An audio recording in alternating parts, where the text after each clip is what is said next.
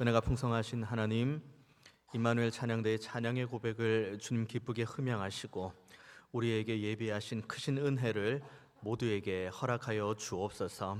주를 섬기며 또 예배를 수종드는 손길들이 있습니다. 저들의 땀과 눈물을 계수하시는 주님, 저들의 범사에 하나님께서 위로와 소망으로 늘 채워 주옵소서. 이 시간 우리 중앙의 모든 예배자들 하나님의 말씀 앞에 섰사오니 이 말씀 오늘 나에게 주시는 생명의 말씀으로 받게 하시고 온전히 순종하는 믿음의 결단 있게 하여 주옵소서. 감사드리고 살아계신 예수님의 이름으로 기도하옵나이다. 아멘. 신국원 교수님께서 쓰신 니고데모의 안경이라는 책이 있습니다. 오래전에 나온 책이고 기독교 세계관에 대해서 굉장히 탁월하게 쓴 책이기도 합니다. 그리고 이분의 그 책의 결국 논지는 우리가 세상을 바라보는 관점, 그리고 성경을 바라보는 관점이 바른 관점으로 이제 바라봐야 된다라고 말씀하시면서 그 제목 니고데모의 안경의 그 니고데모부터 이제 시작을 합니다. 니고데모는 요한복음에 나오는 이제 유대인이죠. 예수님께 찾아가서 이제 예수님과 대화하는 장면이 나오는데 예수님과의 대화에서 그런 내용이 있죠.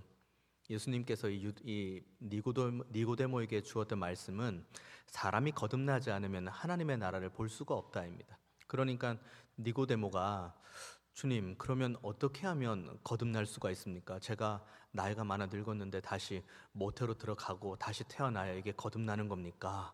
라고 묻죠. 그러니 주님께서 주시는 말씀은 사람이 물과 성령으로 거듭나지 않으면 하나님의 나라를 볼 수가 없다입니다. 그러면 거듭남의 그 가장 중요한 핵심은 주님 뭐라고 말씀하십니까? 물과 성령입니다. 우리가 성경을 바라보는 관점, 그리고 우리의 삶을 바라보는 관점, 그리고 우리가 이 땅을 살아가면서 우리의 범사와 일상을 바라보는 관점도 동일해야 됩니다.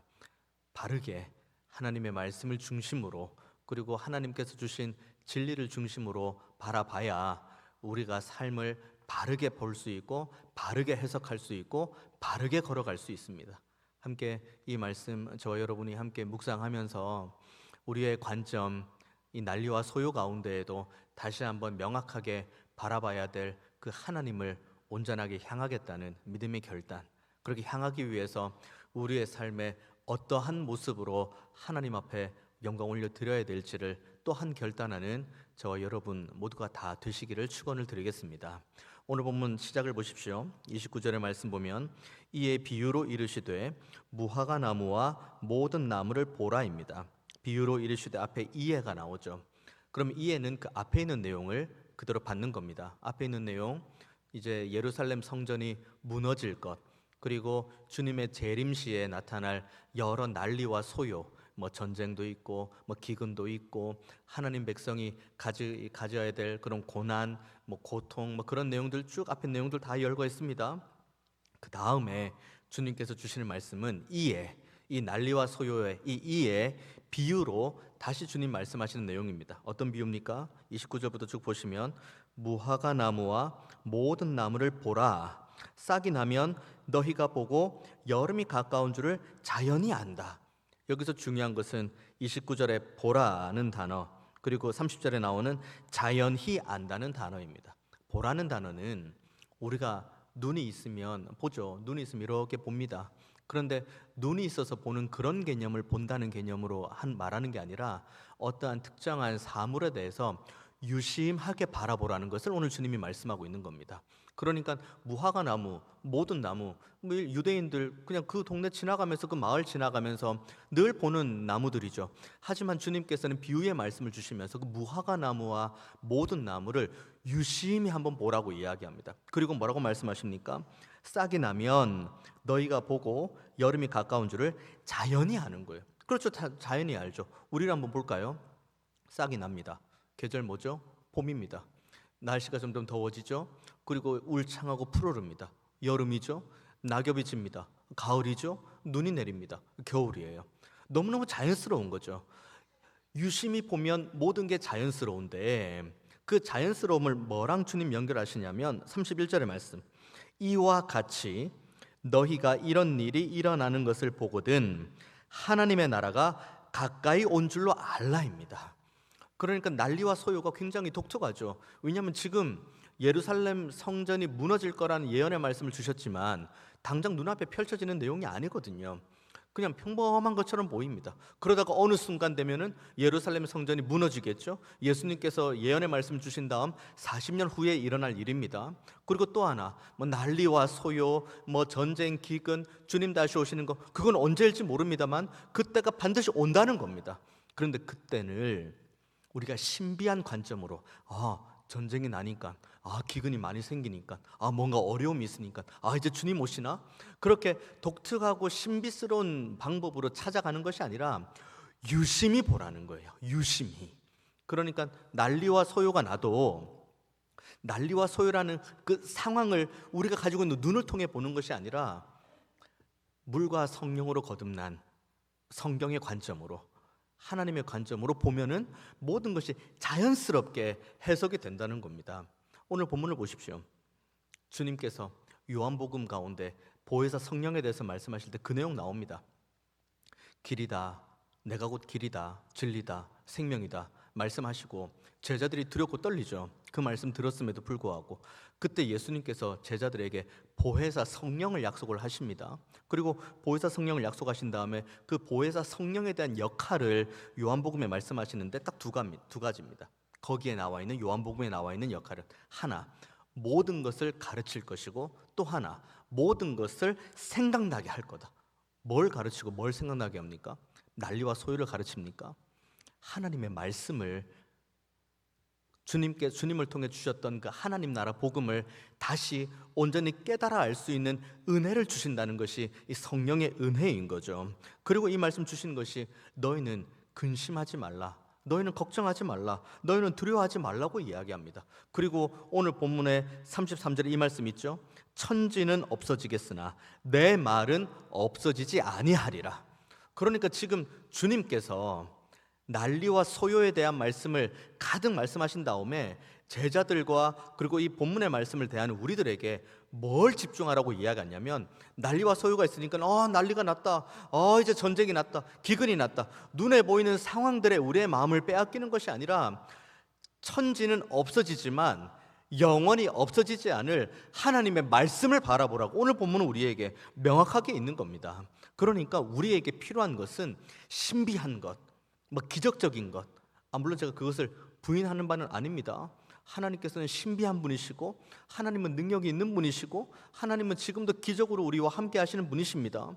그런데 거기에 우리의 마음이 홀랑 빼앗기고 그것만을 추구하는 것이 아니라 오늘 본문에 명확하게 말씀하시는 것, 너희들의 그 마지막 때, 주님이 다시 오시는 그 마지막 재림의 때를 너희들이 고대하고 소망하며 살아가게 될 건데, 그때 너희들이 정말 붙들어야 될 것은 눈앞에 펼쳐지는 난리와 소요가 아니라 그 난리와 소요를 해석할 수 있는 하나님의 말씀을 온전히 붙들어라고 오늘 본문은 우리에게 말씀하고 있는 겁니다.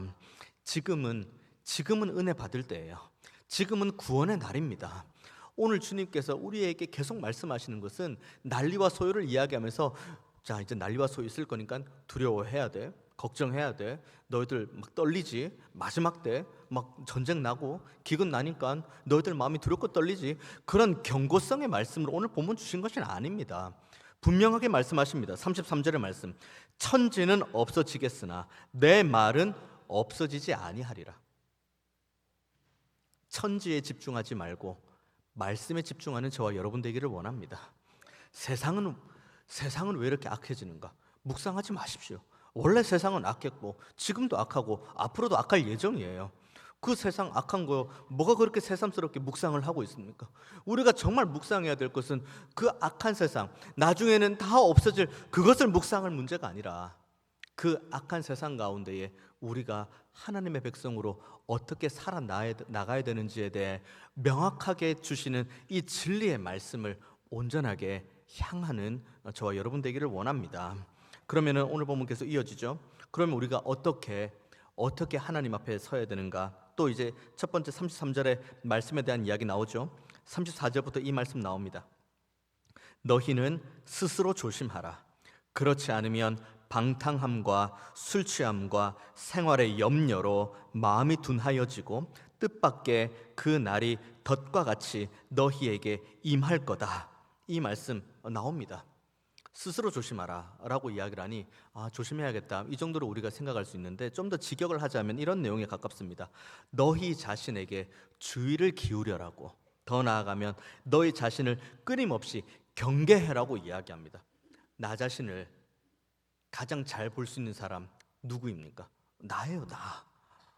아무리 저와 가까이 지내는 누군가가 있다 할지라도 그래도 저를 24시간 옆에서 보진 않습니다. 나를 가장 잘 볼 수 있는 사람은 나 자신이에요. 그래서 오늘 본문에 그 얘기를 합니다. 너희는 스스로 조심하라고 이야기합니다. 스스로 끊임없이 자기를 경계해야 됩니다. 끊임없이 자기를 주의 깊게 봐야 돼요. 그러면 뭘로 봅니까? 어떻게 봅니까? 그냥 이렇게 보면 됩니까? 보는 기준이 있어야죠. 보는 명확한 근거가 있어야죠. 그 기준과 근거가 바로 하나님의 말씀이 되는 겁니다. 천지는 없어지지만 영원히 남아있는 하나님의 말씀. 그런데 그 말씀을 거울로 우리 자신을 항상 돌아보는 거예요. 내가 지금 의와 거룩과 성결을 향해 나아가고 있는가? 내가 날마다 하나님의 백성됨으로 온전하게 서 있는가? 내가 주 십자가의 보혈의 공로를 받고 구원을 받은 자답게 저 천국을 소망하는 가운데 나의 공로는 아무것도 없고 하나님의 은혜와 하나님의 그 놀라운 사랑만을 내가 공급받았다는 이 믿음을 가지고 살아가고 있는가? 날마다 자기를 바라보지 않으면, 그러면 무슨 일이 벌어지느냐? 오늘 본문에 그 34절 후반부에 그런 내용이 나오죠. 너희는 스스로 조심하라. 그렇지 않으면입니다. 자기를 말씀으로 끊임없이 의와 거룩과 성결로 바라보지 않으면, 그러면 무슨 일이 벌어지느냐? 방탕함, 술 취함, 생활의 염려로 마음이 둔하여지고 뜻밖의 그 날이 덫과 같이 너희에게 임할 거다고 이야기를 합니다. 방탕함과 술 취함, 생활의 염려로 마음이 둔하여집니다. 마음이 둔해진다는 것, 마음이 둔해진다는 게 어떤 의미인지 아십니까? 방탕함과 술 취함으로 마음이 둔해진다? 가장 위험한 상태죠. 내가 지금 죄를 짓고 있는지에 대해서도, 내가 지금 죄인인지에 대한 자각도 전혀 없는 상태. 내가 지금 죄를 짓고 있나? 이런 고민이라도 하면 스스로 경계하고 있는 상태입니다. 내가 지금 죄를 지었다. 하나님 앞에 회개해야겠다. 그러면 스스로 조심하고 있는 상태입니다. 마음이 둔하면 어떤 상태이냐? 내가 지금 죄를 짓고 있는지도 몰라요. 내가 지금 거룩과 의를 향해 달려가고 있는지도 모릅니다. 내가 지금 가는 이 길이 제대로 가고 있는지도 전혀 몰라요. 그냥 시간의 흐름에 따라 그냥 몸을 맡길 뿐이에요. 내일 아침에 눈을 떴으니 그냥 하루대로 살아가는 거예요. 어떻게 살아가야 될지, 내가 어떻게 하면 진리의 말씀대로 살아가야 될지, 내가 어떻게 하면 주 십자가의 보혈의 공로로 구원받은 하나님의 백성답게 살아가야 될지에 대한 아무런 고민이 없이 방탕함, 술 취함, 그 마음의 둔함으로 갑니다. 당연히 죄에 대한 자각이 없죠. 당연히 죄에 대한 자각이 없으면 뭐가 안 되는지 아십니까? 회개가 안 되죠. 회개를 하려면 내가 죄가 있는지를 알아야 회개를 하죠. 제가 여기서 여러분 회개해야 됩니다, 여러분 회개하십시오 라고 제가 여기서 100번 1000번 외쳐도 나는 죄 지은 게 없는데, 나는 아무런 문제가 없는데, 그러면 여기에서 제가 피를 토하는 심정으로 회개하라고 해도 회개 안 합니다. 내가 죄 지은 게 없는데요. 그런 이들을 누가 삼키는지 아십니까? 베드로서에 나와 있는 우는 사자가 삼킵니다.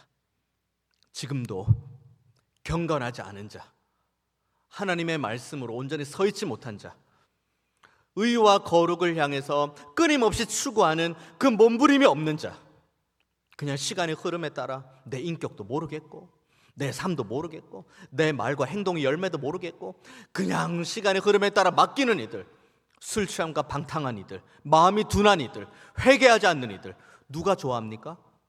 우는 사자. 누가 삼킵니까? 우는 사자야. 여기서 우는 사자는 누굽니까? 우리 주님이십니까? 주님이 우리 삼킵니까? 사탄이 삼킵니다. 그리고 그 불경건한 자 자라고 이야기합니다. 경건치 않은 자. 이 경건치 않은 자가 어디에 그대로 인용되어 있는지 아십니까?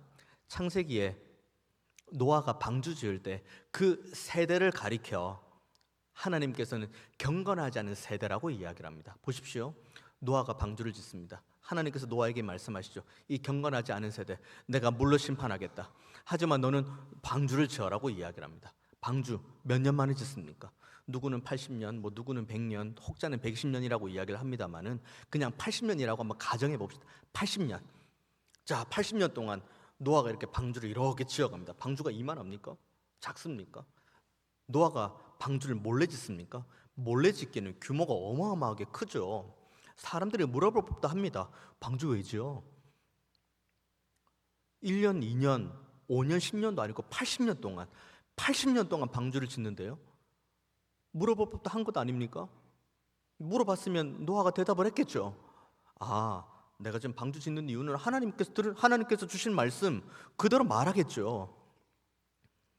경건하지 않은 세대, 물로 심판하겠다.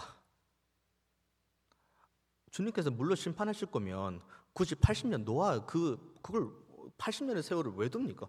그냥 뭐 주님께서 홍수 쏟아 부으려고 물을 이렇게 저장하려고 80년을 기다리시는 분이십니까? 바로 그 즉시 심판해도 그만인 거예요. 왜 80년을 기다리십니까? 왜 노아가 80년 동안 방주를 짓습니까? 돌아오라고요. 경건하지 않는 세대에 머무르지 말고 돌아오라고요. 하지만 결국 구원을 얻은 자, 노아의 방주에서 구원을 얻은 자는 누구밖에 없습니까? 노아와 가족밖에 없습니다. 이사야가 정확하게 예언을 하죠. 저들이 보기는 보아도 보지 못하고 저들이 듣기는 들어도 듣지 못하는, 도무지 깨닫지 못하는 상태. 지금도 끊임없이 하나님의 말씀으로 돌아오라고 이야기를 하고 하나님의 말씀으로 힘을 얻으라고 이야기를 하고 그리고 주님 앞에 경건한 모습으로 기도하라고 이야기를 하는데 보기는 봐요.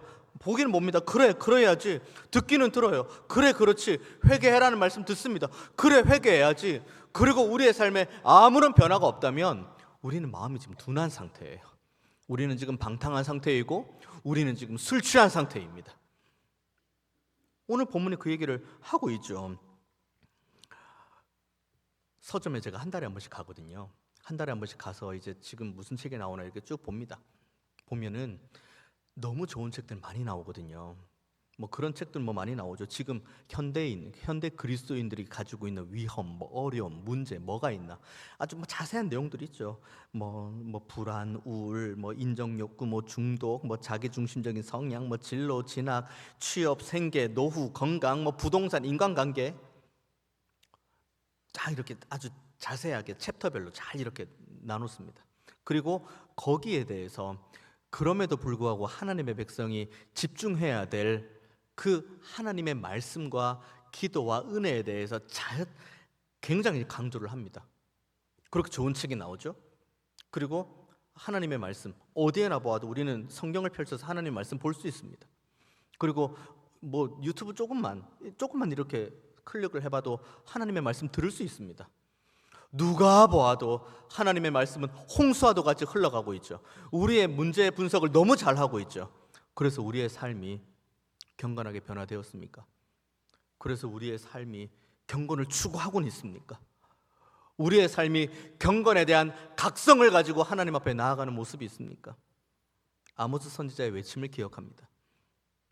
물이 없어 가람도 아니고 양식이 없어 기근함도 아니고 뭐가 없어서 그렇다고 합니까? 하나님의 말씀이 없어서 그렇다고 합니다. 그러면 질문, 아모스 시대에 하나님 말씀 없었습니까? 하나님 말씀이 아예 희귀하고 아예 귀에 안 들렸나요? 아니에요.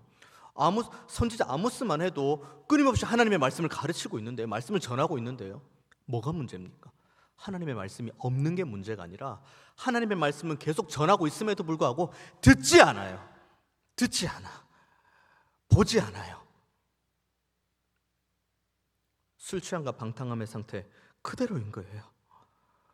그리고 우리는 늘 하나님 앞에 기적을 요구하고 난리와 소요 이 마지막 때에 주님 어떻게 살아야 되냐고 우리가 하나님 앞에 기도하는데 정답이 명확하게 있는데요. 정답이 명확하게 없는 것은 하나 있습니다. 주님 언제 오실지 몰라요. 주님께서도 말씀하셨죠. 내가 몇 년 몇 월 며칠에 다시 올 거야. 주님 말씀 안 하셨어요. 그리고 주님께서는 그것은 아버지의 때에 달려있다고 이야기하죠. 하지만 난리와 그 소요에 대해서는 끊임없이 이야기를 하죠. 그리고 우리에게 주시는 말씀 뭡니까? 말씀을 가지고 끊임없이 자기를 경계해라. 그렇지 않으면 우리는 마음이 술 취함과 방탕함과 마음의 이 생활의 염려로 마음이 둔해진다.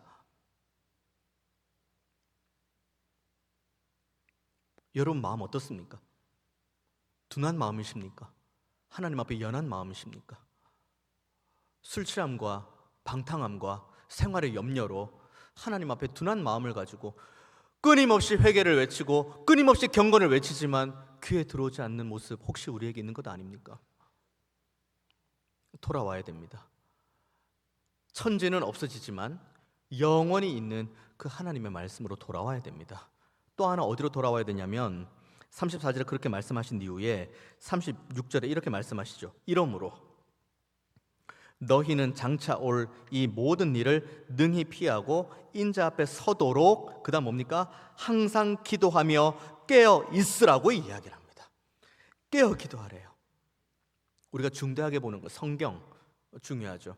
그리고 학습입교 세례 문답서나 우리 교단이 가지고 있는 헌법의 가장 상단에 나와 있는 웨스트민스터 신앙 고백서, 거기에 은혜의 방편에 대한 질문이 있고 은혜의 방편에 대한 대답이 나옵니다. 방편하니까 조금 이 거리가 먼 개념인데, 방편 그러니까 은혜 받는 방법이 뭔가, 하나님께서 은혜 주시는 그 길은 뭔가예요, 우리 인생에게. 그리고 세 가지를 제시합니다. 말씀, 기도, 성례. 이 세 가지를 통해서 하나님께서 은혜를 주신대요. 성례는 성찬과 세례를 말하는 겁니다. 이 세 가지를 통해서 은혜를 주시겠다고 말씀하십니다. 그 세 가지 중에서 오늘 두 가지를 말씀하시는 거예요. 천지는 없어지겠으나 내 말은 없어지지 아니하리라. 그러니까 뭐에 집중하라고요? 하나님의 말씀 집중하라고요. 그리고 36절 말씀, 이러므로 너희는 장차 올 이 모든 일을 능히 피하고 인자 앞에 서도록 항상 기도하고 깨어 있으라고 이야기합니다. 뭐 해라고요? 기도하라고요. 여기서 보면은 항상 기도하며 깨어 있으라라고 이야기하는데, 이걸 좀 더 이제 헬라어에 가깝게 이 해석을 해보면은 모든 시간, 모든 때에 기도하면서 계속해서 깨어 있는 상태를 유지하라는 거예요. 모든 순간을 기도하라는 거예요. 그리고 여기 나와 있는 헬라어 현재 명령형입니다. 내가 어제 하나님 말씀을 내가 붙들고 그리고 하나님 앞에 간절히 기도하며 여기에서 은혜를 받고 여기에서 내가 소망을 얻고 내가 여기에서 힘을 얻겠다고 어제 결단하고 어제 살았습니다. 그리고 어제 밤에 잠들고 오늘 아침에 일어났습니다. 그러면 어제의 결단은 어제로 끝난 겁니다. 오늘 그 결단 또 해야 되는 거예요. 오늘 아침에 눈을 떴다면 또 우리는 하나님의 말씀 앞에 서겠다고 결단해야 되고, 하나님 앞에 끊임없이 하나님 앞에 깨어서 기도함으로 나 스스로를 돌아보겠다는 믿음의 결단이 또 있어야 돼요. 이거 가지고 오늘 살았습니다. 그리고 오늘 하루 하나님 앞에 경건하게 살았습니다. 그리고 오늘 밤에 잠듭니다. 그리고 내일 아침에 눈 떴죠. 그러면 또 하는 거예요. 또 하나님의 말씀 읽고, 그리고 하나님께 주시는 기도의 특권을 가지고 기도하며 은혜의 보좌 앞으로 나아가는 거예요. 여러분 어디에서 은혜 받으십니까? 어디에서? 여러분 어떤 상황일 때 은혜 받았다고 이야기합니까? 여러분이 가지고 있는 그 부동산 가치가 올라갈 때 은혜 받으십니까? 여러분이 가지고 있는 그 통장의 잔고가 늘어날 때 여러분 은혜 받았다고 이야기합니까? 어디에 은혜를 받으십니까? 어디에 은혜가 있다고 합니까? 성경도 그리고 신앙 고백서도 명확하게 말하는 것 하나 있습니다. 말씀, 기도, 성례입니다. 여기에만 진리가 있어요. 여기에만 우리가 걸어갈 마땅한 길이 있습니다. 그리고 여기에서 오직 말씀에서만 우리의 위로가 있어요. 말씀에서만 우리의 유일한 위로가 있고 우리의 소망이 있고 우리의 은혜가 있어요. 기도, 하나님께만 맡겨드리는 거예요. 하나님께만 기도하는 거예요. 누구 의지합니까? 누구에게 소망을 두고 계십니까? 사람에게요? 사람에게 소망이 있습니까? 사람에게 위로 있습니까? 사람에게는 위로 없습니다. 사람에겐 소망 없습니다. 부패한 인생에게 무슨 위로가 있고 죄로 인해 무뎌진 마음을 가진 인생에게 무슨 소망이 있습니까? 우리의 유일한 위로는 하나님께만 있습니다. 우리의 유일한 소망도 하나님께만 있습니다. 우리가 말씀과 기도를 통해 은혜를 받을 수 있는 이유가 바로 여기에 있다는 것을 꼭 기억하는 저와 여러분 되기를 원합니다. 주중에 평소 존경하는 한 장로님 네 분과 좀 교제 나눌 수 있는 시간이 있었습니다. 그 장로님께서 캐나다에서 간증하셨던 내용, 캐나다의 선교지 잠깐 방문하셨다가 가족들 보고 거기에서 간증했던 내용들을 잠깐 저에게 나눠주시던데, 그분이 50년 전에, 그러니까 50년 전에 재수하던 시절에 그때 본당에서 이제 선교사님의 말씀과 간증을 듣는데, 그때 50년 전에 들었던 말씀이 No Bible, No Breakfast였대요. 쉽게 이야기하면 성경 안 읽으면 아침 안 먹겠다는 거예요. 그리고 그것을 지금 50년째 지켜가고 있다는, 그래서 그 기사의 제목이 경이로운 루틴이더라고요.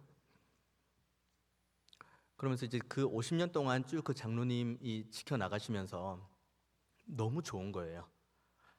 평생 내가 말씀을 안 읽으면 내가 아침을 먹지 않겠다.